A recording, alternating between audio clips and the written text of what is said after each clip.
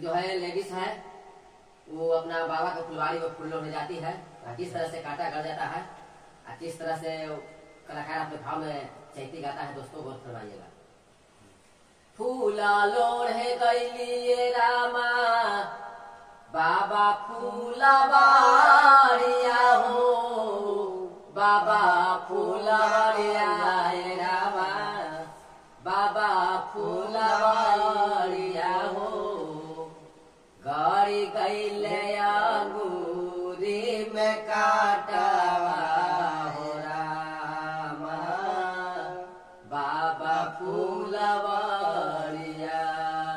हो, गाड़ी गईले अंगूरी में काटवा हो रामा बाबा फूलवारिया हो, गाड़ी गईले अंगूरी में काटवा हो रामा बाबा फूलवारिया, बाबा फूलवारिया हो रामा बाबा फूलवारिया, फूला लोढ़े गईली फूलवारिया हो रामा बाबा फूलवारिया, फूला लोढ़े गईली फूलवारिया हो रामा बाबा फूलवारिया, के मोर निकाले हो रामा अंगूरी के कांटवा, के मोर निकाले हो रामा अंगूरी के कांटवा, के मोरा हरल दरदिया हो रामा फूला के कांटवा, के मोरा हरल दरदिया हो रामा बाबा फूलवारिया हो, के मोरा हरल दरदिया हो रामा बाबा फूलवारिया, बाबा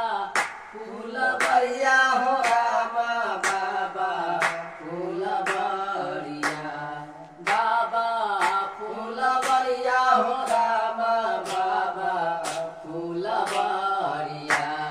गाड़ी गले अंगूरी में कटवा हो रामा बाबा फूलवारिया, गाड़ी गले अंगूरी में कटवा हो रामा बाबा फूलवारिया, के मोर निकाले हो रामा अंगूरी के कांटवा, के मोर निकाले हो रामा अंगूरी के कांटवा, के मोरा हरल दरदिया हो रामा बाबा फूलवारिया, के मोरा हरल दरदिया हो रामा बाबा फूलवारिया, के मोरा हरल दरदिया हो रामा बाबा फूलवारिया, तारी सैया बाबा मुझे